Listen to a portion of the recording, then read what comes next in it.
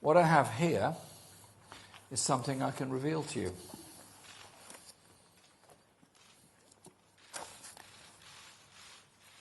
"451 pages of unredacted documents and information. All of it here.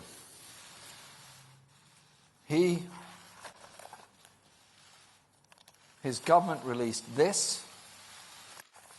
We have since obtained this, which is a very different version of events. These uncensored documents leave Boris Johnson's denials in absolute tatters. Voters need to ask themselves some very serious questions. Is the NHS safe in Boris Johnson's hands?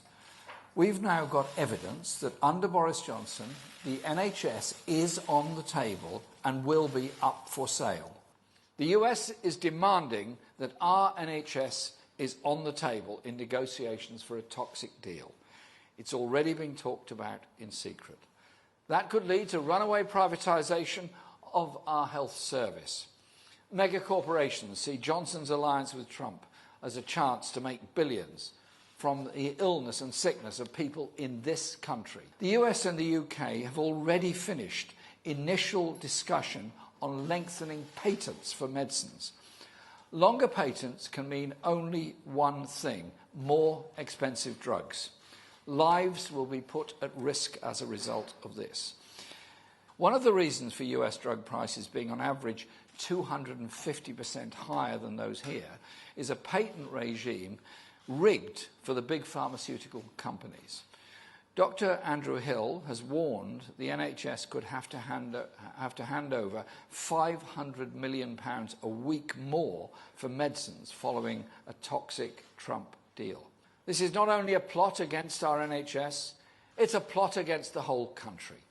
These sellout negotiations with Trump cover everything from food safety to gender discrimination rules to workers' rights.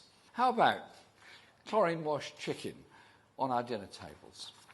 Have a look at the second meeting on page 42 and 3, where the US even agrees to share its public lines to help our government with its media narratives.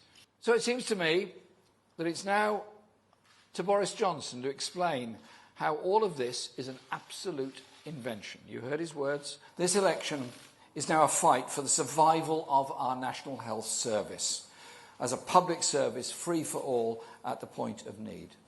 So for the want of any doubt, let me give this reassurance: Labour will never, ever treat our NHS as a bargaining chip in trade talks with anybody. We will never let Donald Trump get his hands on our NHS, because our NHS is not for sale.